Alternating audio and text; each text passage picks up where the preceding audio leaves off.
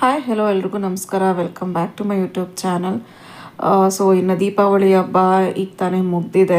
ಎಲ್ಲರೂ ಕೂಡ ಹಬ್ಬ ಚೆನ್ನಾಗಿ ಮಾಡಿದ್ರಿ ಅಂತ ಅಂದ್ಕೊತೀನಿ. ಸೊ ನಮ್ಮ ಮನೇಲೂ ಕೂಡ ಹಬ್ಬ ಸಿಂಪಲ್ಲಾಗಿ ಚೆನ್ನಾಗಾಯಿತು. ಅಂದಹಾಗೆ ವಿಡಿಯೋ ನೋಡ್ತಿರೋರು ಇನ್ನೂ ಕೂಡ ಸಬ್ಸ್ಕ್ರೈಬ್ ಆಗ್ತಾರೆ ನೋಡ್ತಿದ್ದೀರಾ ಅಂತ ಅಂದರೆ ಪ್ಲೀಸ್ ಸಬ್ಸ್ಕ್ರೈಬ್ ಮಾಡ್ಕೊಂಡು ನೋಡಿ. ಹಾಗೆ ಈ ವಿಡಿಯೋ ನಿಮ್ಗೆ ಏನಾರು ಇಷ್ಟ ಆಯಿತು ಅಂತ ಅಂದರೆ ಈ ವಿಡಿಯೋಗೊಂದು ಲೈಕ್ ಮಾಡಿ. ಹಾಗೆಯೇ ದೀಪಾವಳಿ ಹಬ್ಬದ ದಿವಸ ಬೆಳಗ್ಗೆಯಿಂದನೇ ವ್ಲಾಗ್ನ ಸ್ಟಾರ್ಟ್ ಮಾಡಿದೆ. ಹಿಂದಿನ ದಿವಸ ದೋಸೆಗೆ ಹಾಕಿದ್ದೆ, ಹಬ್ಬದ ದಿವಸ ಬೆಳಗ್ಗೆ ಟಿಫನ್ಗೆ ಆಗುತ್ತೆ ಅಂತ ಅಂದ್ಬಿಟ್ಟು. ಹಾಗೆ ಹೆಸರು ಕಾಳು ಮೊಳಕೆ ಬರ್ಸೋದಕ್ಕೆ ಅಂತ ಹೇಳಿ ಮೊಳಕೆ ಕಟ್ಟೋದಕ್ಕೆ ಅಂತ ಇಟ್ಟು ಯೂಶ್ವಲಿ ಹಾಟ್ ಬಾಕ್ಸ್ನ ಉಪಯೋಗಿಸ್ತೀನಿ ಕಾಳನ್ನಾರ ಮೊಳಕೆ ಬರ್ಸ್ಬೇಕಂತ ಅಂದರೆ. ಇನ್ನೊಂದು ಕಡೆ ಹಾಲು ಕಾಯಕ್ಕಿಟ್ಟು ಸೊ ಇನ್ನು ಟಿಫನ್ನಿಗೆಲ್ಲ ರೆಡಿ ಮಾಡಬೇಕಾಗಿತ್ತು. ಬೆಳಗ್ಗೆನೇ ಇದ್ದು ಮನೆಯೆಲ್ಲ ಕಸ ಗುಡಿಸಿ ಎಲ್ಲ ಕ್ಲೀನ್ ಮಾಡಿದ್ದೆ. ನನ್ನ ಮಗನೇ ಮನೆಯೆಲ್ಲ ಒರೆಸ್ಕೊಡ್ತೀನಿ ಅಂತ ಅಂದ್ಬಿಟ್ಟು ಒರೆಸ್ಕೊಡ್ತಿದ್ದ. ಸೊ ದೋಸೆಗೆ ಕಾಂಬಿನೇಷನ್ ಆಗಿ ಕಡಲೆಕಾಳನ್ನು ನೆನೆಸಿದ್ದೆ. ಕಡಲೆಕಾಳು ಮತ್ತು ಬಟಾಣಿ ಅಂದರೆ ಗೊಜ್ಜು ಥರನೋ ಇಲ್ಲ ಸಾಂಬಾರು ಥರನೋ ಮಾಡೋಣ ಅಂತ ಅಂದ್ಬಿಟ್ಟು. ಇನ್ನು ದೀಪಾವಳಿ ಅಮಾವಾಸ್ಯೆ ಎಲ್ಲ ಸ್ಟಾರ್ಟ್ ಆಯಿತು ಅಂತಂದರೆ ನಮ್ಮ ಕಡೆ 1 ತಿಂಗಳವರೆಗೂ ನಾನ್ ವೆಜ್ ನಾವು ತಿನ್ನೋದಿಲ್ಲ. ಹಾಗಾಗಿ ನಾನ್ ವೆಜ್ ಅಂತೂ ತಿನ್ನಲ್ಲ. ಇನ್ನು ಏನಾರ ಸಾಂಬಾರು ಈ ರೀತಿ ಮಸಾಲೆ ಸಾರೆಲ್ಲ ಇಷ್ಟಪಡ್ತಾರೆ, ಗೊಜ್ಜುಗಳು, ಗ್ರೇವಿ ಈ ಥರ ಎಲ್ಲ ಇಷ್ಟಪಡ್ತಾರೆ. ಹಾಗಾಗಿ ದೋಸೆಗೆ ಹಾಕಿದ್ದೆ ಕಡಲೆಕಾಳು ಸಾಂಬಾರೇ ಮಾಡೋಣ ಅಂತ ಅಂದ್ಬಿಟ್ಟು. ಹಾಗೆ ಈಚೆಗಡೆ ಎಲ್ಲ ಹಿಂದಿನ ದಿವಸನೇ ಎಲ್ಲ ಕ್ಲೀನ್ ಮಾಡಿದ್ದೆ. ಹಾಗಾಗಿ ಜಸ್ಟ್ ಅವತ್ತಿನ ದಿವಸ ಮನೆ ಒರೆಸಿ ಪೂಜೆ ಮಾಡಬೇಕಾಗಿತ್ತು. ಇನ್ನು ಸೋಮವಾರ ನರಕ ಚತುರ್ದಶಿ ಏನಿತ್ತು ಅಮಾವಾಸ್ಯೆ 2 ದಿವಸ ಬಂದಿದ್ದರಿಂದ, ಅಂದರೆ ಸೋಮವಾರ ಮಧ್ಯಾಹ್ನದಿಂದ ಸ್ಟಾರ್ಟ್ ಆಗಿ ಮಂಗಳವಾರ ಬೆಳಗ್ಗೆವರೆಗೂ ಅಮಾವಾಸ್ಯೆ ಇರುತ್ತೆ ಅಂತ ಅಂದ್ಬಿಟ್ಟು. ಇನ್ನು ಧನಲಕ್ಷ್ಮಿ ಪೂಜೆ ಅಮಾವಾಸ್ಯೆ ದಿವಸನೇ ಬರೋದು, ಅದರಲ್ಲೂ ಸಂಜೆ ಹೊತ್ತು ಮಾಡಬೇಕು. ಅದಕ್ಕೆ ಸೋಮವಾರ ಬೆಳಗ್ಗೆ ಸಿಂಪಲಾಗಿ ಒಂದೊಂದು ಹೂವು ಇಟ್ಟು ಪೂಜೆ ಮಾಡಿದೆ. ಸಂಜೆಗೆಲ್ಲ ನೀಟಾಗಿ ರೆಡಿ ಮಾಡಿ ಅಮಾವಾಸ್ಯೆ ಪೂಜೆ ಅಂದರೆ ಧನಲಕ್ಷ್ಮಿ ಪೂಜೆ ಮಾಡೋಣ ಅಂತ ಅಂದ್ಬಿಟ್ಟು ಬೆಳಗ್ಗೆ ಸಿಂಪಲಾಗಿ ಪೂಜೆ ಮಾಡಿ ಮುಗಿಸ್ದೆ. ಇನ್ನೊಂದು ಕಡೆ ಕಡಲೆಕಾಯಿ ಗೊಜ್ಜು ಥರನೇ ಮಾಡಿದೆ, ಸಾಂಬಾರು ಥರ ಏನು ಮಾಡಿಲ್ಲ. ದೋಸೆಗೆ ಚೆನ್ನಾಗಿರುತ್ತೆ ಅಂತ ಅಂದ್ಬಿಟ್ಟು ಎಲ್ಲ ಕೂಡ ರೆಡಿ ಆಯಿತು. ಇನ್ನು ದೋಸೆ ಒಂದು ಹಾಕಬೇಕಾಗಿತ್ತು. ನಮ್ಮ ಮನೆಯವರು ಮತ್ತು ಕೀರ್ತಿ ಎಲ್ಲ ರೆಡಿ ಆಗ್ತಾಯಿದ್ರು. ಹಬ್ಬದ ದಿವಸ ಹಾಗೆ ರಜನೂ ಇರೋದ್ರಿಂದ ಎಲ್ಲ ಒಟ್ಟಿಗೆ ಒಂದೇ ಟೈಮ್ಗೆ ಟಿಫನ್ ಮಾಡೋಣ ಅಂದ್ಬಿಟ್ಟು ರೆಡಿ ಆಗೋದನ್ನೇ ಕಾಯ್ತಾ ಇದ್ದೆ. ಅದಾದಮೇಲೆ ಟಿಫನ್ಗೆ ದೋಸೆ ಮತ್ತು ಕಾಳು ಗೊಜ್ಜು ಬಿಸಿ ಬಿಸಿ ದೋಸೆ ಹಾಕ್ಕೊಟ್ಟೆ.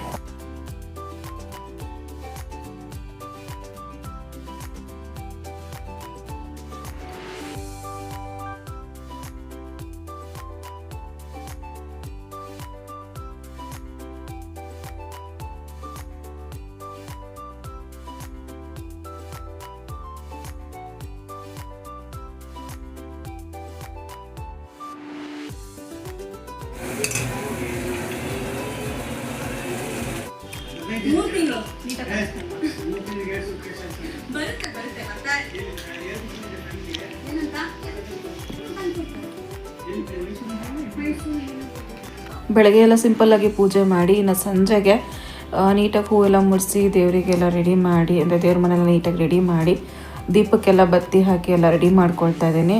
ಸೊ ದೀಪಾವಳಿ ಸ್ಟಾರ್ಟ್ ಆಯಿತು ಅಂದರೆ ಇನ್ನು ಕಾರ್ತಿಕ್ ಮಾಸನೂ ಸ್ಟಾರ್ಟ್ ಆಗುತ್ತೆ. ಸೊ ದಿನ ಕಾರ್ತಿಕ್ ಮಾಸ ಮುಗಿಯೋವರೆಗೂ ಕಾರ್ತಿಕ್ ಮಾಸದಲ್ಲಿ ಎಸ್ಪೆಷಲಿ ಹೊರಗಡೆ ಹೊಸ್ಲ ಹತ್ರ ದೀಪ ಹಚ್ಚಿಡೋದು, ಹಾಗೆ ತುಳಸಿ ಪಾಟ್ ಹತ್ರ ದೀಪ ಹಚ್ಚಿಡೋದು, ಮತ್ತು ದೇವ್ರಿಗೂ ಕೂಡ ದಿನ ಪೂಜೆ ಮಾಡೋದು ಇದ್ದೇ ಇರುತ್ತೆ. ಸೊ ದೀಪಾವಳಿ ಹಬ್ಬದಿಂದನೇ ಇದೆಲ್ಲ ಸ್ಟಾರ್ಟ್ ಆಗೋದು.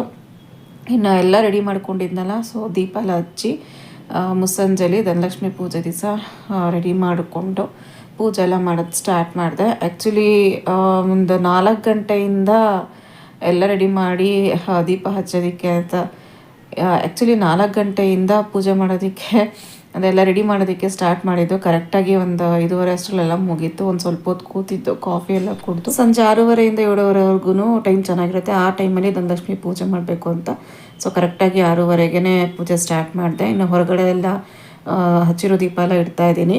ಇನ್ನು ನಮ್ಮ ಮನೆ ಕಾಂಪೌಂಡ್ ಹತ್ರ ಎಲ್ಲ ದೀಪ ಹಚ್ಚಿಡೋಣ ಅಂದರೆ ಸಿಕ್ಕಾಪಟ್ಟೆ ಗಾಳಿ ಬೇರೆ ಬೀಳಿಸ್ತಾ ಇತ್ತು. ವಿಡಿಯೋ ನೋಡಿರೋ ಗೊತ್ತಿರುತ್ತೆ, ಎದುರುಗಡೆನೇ ಅಂದರೆ ನಮ್ಮನೆ ಎದುರುಗಡೆನೇ ಮರ ಇರೋದ್ರಿಂದ ಗಾಳಿ ಅಂತೂ ತುಂಬಾ ಬೀಸುತ್ತೆ, ದೀಪ ಉರಿಯೋದಿಲ್ಲ. ಹಾಗೂ ಅಂದ್ಕೊಂಡೆ ಈ ಕ್ಯಾಂಡಲ್ ಲೈಟ್ ಥರ ಬರುತ್ತಲ್ಲ, ಅಥವಾ ಎಲೆಕ್ಟ್ರಿಕ್ದು ಅಂದರೆ ನೀರು ಹಾಕಿದ್ರೆ ಲೈಟ್ ಆನ್ ಆಗುತ್ತಲ್ಲ, ಆ ರೀತಿ ತರಬೇಕು ಅಂತ. ಬಟ್ ಈ ಸತಿ ಟೈಮ್ ಆಗಿಲ್ಲ ನನಗೆ. ಹೊರಗಡೆ ಹೋಗಿ ಇದೆಲ್ಲ ಶಾಪಿಂಗ್ ಮಾಡಿಕೊಂಡು ತರೋ ಅಷ್ಟು ಟೈಮ್ ಇರಲಿಲ್ಲ. ಹಾಗಾಗಿ ದೀಪ ಒಂದು ಕ್ಲೋಸ್ ಮಾಡುವಂಥ ಗ್ಲಾಸ್ ಇರುವಂಥ ದೀಪ ಒಂದು ಇತ್ತು, ಅಂದರೆ ತುಳಸಿ ಪಾಟ್ ಹತ್ರ ಇಟ್ಟಿದ್ದೀನಲ್ಲ ಅದೇ ರೀತಿದು. ಸೊ ಅದನ್ನೇ ಒಂದೇ ಒಂದು ಹಚ್ಬಿಟ್ಟು ಹೊರಗಡೆ ಇಟ್ಟೆ. ಏನೇ ಅದು ದೀಪಾವಳಿಗೆ ದೀಪಗಳು ಅಂಟಿಸಿದ್ರೇ ತುಂಬ ಚೆನ್ನಾಗಿರುತ್ತೆ. ಬಟ್ ಗಾಳಿಗೆ ಅಂತೂ ಇರೋದೇ ಇಲ್ಲ, ಅದೇ ಟೈಮ್ಗೆ ಗಾಳಿ ಸಿಕ್ಕಾಪಟ್ಟೆ ಬೀಸ್ತಾ ಇರುತ್ತೆ. ಸೊ ಫೈನಲಿ ಪೂಜೆಗೆಲ್ಲ ರೆಡಿ ಮಾಡಿ ಪೂಜೆ ಮಾಡ್ತಾಯಿದ್ದೀನಿ. ಇನ್ನು ಇಲ್ಲಿ ವಿಡಿಯೋದಲ್ಲಿ ನೋಡ್ತಿರೋ ಹಾಗೆ ಒಂದು ಬೆಳ್ಳಿ ಕಾಯಿನ್ ನೋಡ್ತಿರ್ಬೋದು. ಇದನ್ನು ಅಮ್ಮ ಅವತ್ತಿನ ದಿವಸನೇ ನನಗೆ ತಂದು ಕೊಟ್ಟರು. ಸಖತ್ ಖುಷಿ ಆಯಿತು. ಯಾಕಂದರೆ ಅವತ್ತಿನ ದಿವಸ ತುಂಬ ಒಳ್ಳೆಯದಾಗಿರೋದ್ರಿಂದ ಈ ರೀತಿ ಚಿನ್ನನೋ ಅಥವಾ ಬೆಳ್ಳಿನೋ ಏನಾರೋ ಒಂದು ಸಣ್ಣದಾದರೂ ಪರವಾಗಿಲ್ಲ ತಂದಿಟ್ಟು ಪೂಜೆ ಮಾಡಿದಾಗ ತುಂಬ ಒಳ್ಳೆಯದು ಅಂತ ಅಂದ್ಬಿಟ್ಟು ಸೊ ಇನ್ನು ಪೂಜೆ ಎಲ್ಲ ಸ್ಟಾರ್ಟ್ ಮಾಡಿದೆ.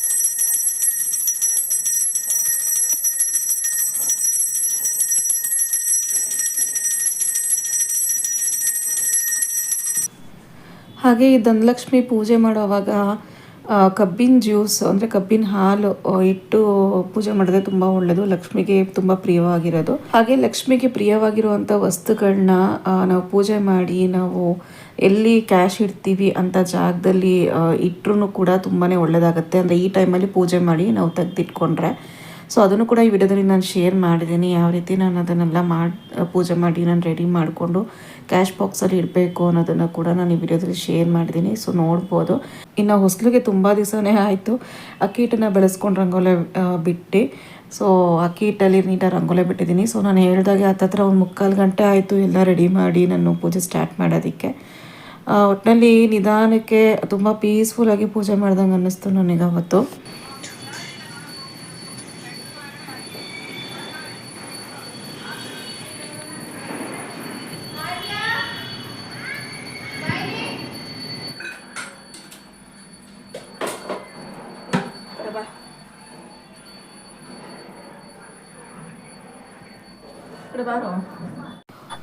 ಇನ್ನು ದೀಪಾವಳಿ ಹಬ್ಬದಲ್ಲಿ ಬರುವಂಥ ಧನಲಕ್ಷ್ಮಿ ಪೂಜೆ ದಿವಸ ಅಂದರೆ ಅಮಾವಾಸ್ಯೆ ದಿವಸ ಮುಸ್ಸಂಜೆ ಟೈಮಲ್ಲಿ ಈ ರೀತಿ ಪೂಜೆ ಮಾಡಿ ಆದಮೇಲೆ ಈ ರೀತಿ ಒಂದು ಸಣ್ಣದಾಗಿರುವಂಥ ಬಟ್ಟೆ ತೊಗೊಳ್ಬೇಕು. ಅಂದರೆ ಕೆಂಪು ಬಟ್ಟೆನೇ ಆಗಿರಬೇಕು. ಅಂದರೆ ಲಕ್ಷ್ಮೀ ಪ್ರಿಯವಾಗಿರುವಂಥ ವಸ್ತುಗಳನ್ನೆಲ್ಲ ಇದರೊಳಗಿಟ್ಟು ಪೂಜೆ ಮಾಡಿ ನಾವು ಯೂಸ್ ಮಾಡುವಂಥ ಕ್ಯಾಶ್ ಡ್ರಾಯರಲ್ಲಿ ಇಡೋದ್ರಿಂದ ಅಂದರೆ ಆವತ್ತಿನ ದಿವಸ ತುಂಬ ಶ್ರೇಷ್ಠವಾಗಿರೋದ್ರಿಂದ ಲಕ್ಷ್ಮಿ ನೆನೆಸ್ತಾಳೆ ಅಂತ ಅಂದ್ಬಿಟ್ಟು ಪ್ರತಿ ವರ್ಷ ಬಂದಾಗಲೂ ಕೂಡ ಈ ರೀತಿ ಮಾಡಿ ಇಟ್ಕೊಂಡ್ರೆ ತುಂಬಾ ಒಳ್ಳೆಯದು. ಮೊದಲಿಗೆ ಒಂದು ಕೆಂಪು ಬಟ್ಟೆ ತೊಗೋಬೇಕು. ಇವಾಗ ಆ ಸೈಜಲ್ಲಿ ನಾನೇನು ಕಟ್ ಮಾಡಿ ಇಟ್ಕೊಂಡಿದ್ದೀನಿ, ಆ ರೀತಿ ಇದ್ದರೆ ಸಾಕು.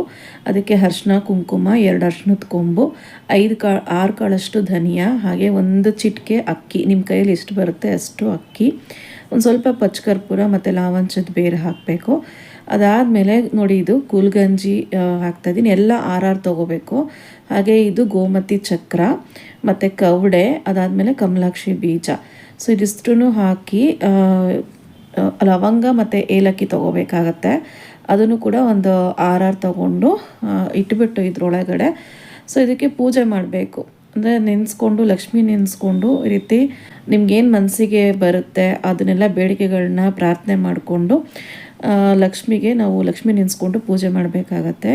ಹಾಗೆ ₹1 ಕಾಯಿನ್ ಕೂಡ ಇಡ್ತಾ ಇದ್ದೀನಿ ನಾನು.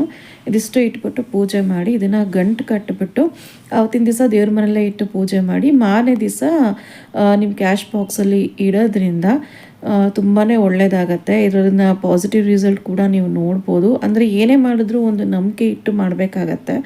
ಸೊ ನಂಬಿಕೆ ಇಟ್ಟು ಮಾಡಿದಾಗ ಅದು ಖಂಡಿತವಾಗ್ಲೂ ಆಗೇ ಆಗುತ್ತೆ. ಹಾಗಾಗಿ ಸೊ ಫೈನಾನ್ಷಿಯಲ್ ಪ್ರಾಬ್ಲಮ್ಸ್ ಏನೇ ಇದ್ರೂ ಅದೆಲ್ಲದೂ ಕೂಡ ಸಾಲ್ವ್ ಆಗುತ್ತೆ ಕೂಡ.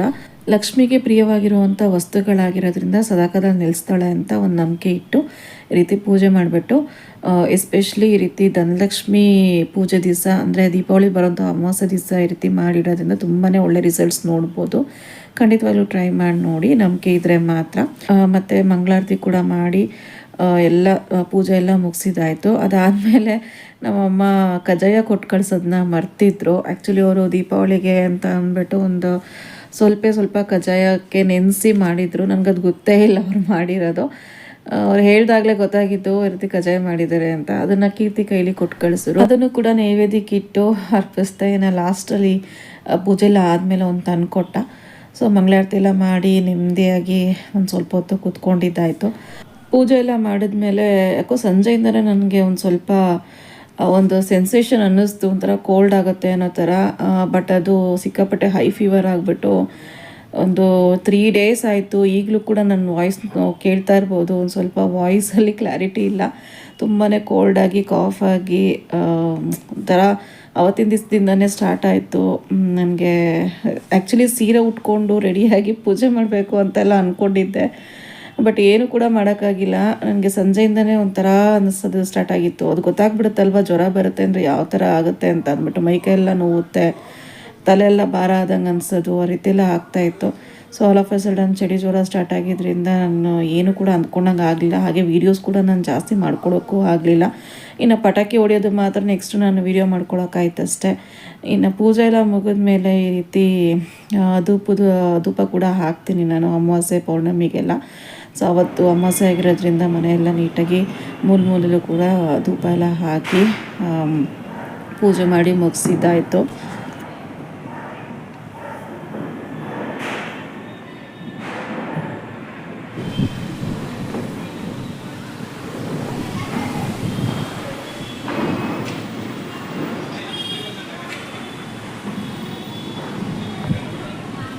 ಇನ್ನು ಧನಲಕ್ಷ್ಮಿ ಪೂಜೆ ದಿವಸನೇ ನಮ್ಮಮ್ಮ ಈ ರೀತಿ ಕಳಶದ ಕಾಯಿ ಮತ್ತು ವಿಳೆದೆಲೆದು ಬೆಳ್ಳಿದ್ರಲ್ಲಿ ಏನು ಬರುತ್ತೆ ಅದನ್ನು ತಂದಿದ್ರು ಅವತ್ತಿನ ದಿವಸನೇ. ಸೊ ನೋಡ್ತಿರ್ಬೋದು, ಓಪನ್ ಮಾಡಿದ್ರೆ ಈ ರೀತಿ ಇರುತ್ತೆ. ಸೊ ಇದು ಕಳಶದ ಕಾಯಿ, ಹಾಗೆಯೇ ವಿಳೆದೆಲೆ.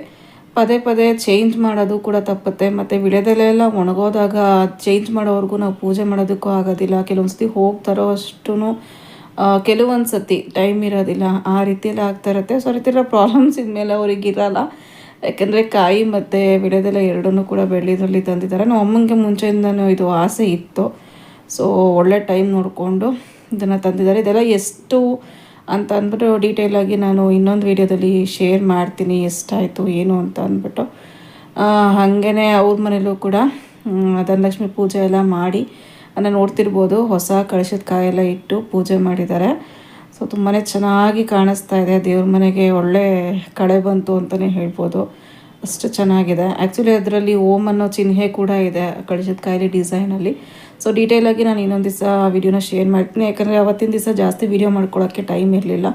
ಪೂಜೆ ಮಾಡಬೇಕಾಗಿರೋದ್ರಿಂದ ಎಲ್ಲ ರೆಡಿ ಮಾಡೋದಕ್ಕೋಸ್ಕರ ತಗೊಂಡ್ರು. ಹಾಗಾಗಿ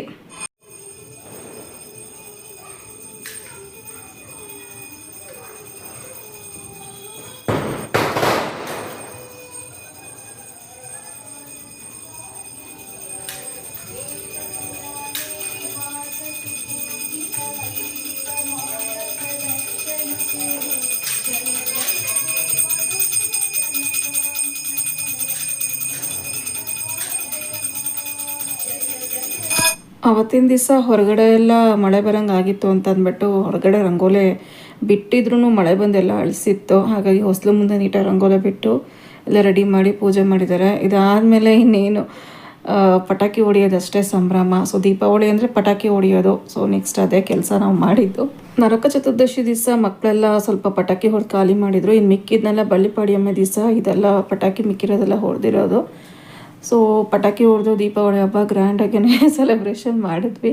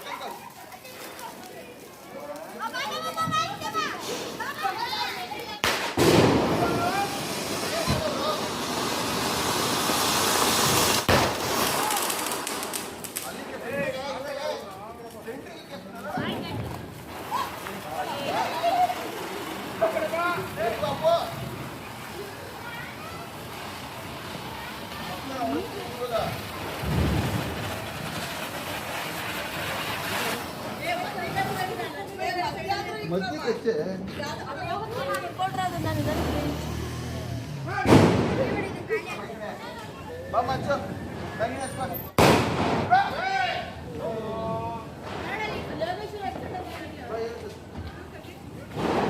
ಇಲ್ಲಿ ತುಳಸಿ ಪಟ್ಟ ಹತ್ರ ಎತ್ಕೊಡು ಶಿವಾನಿ.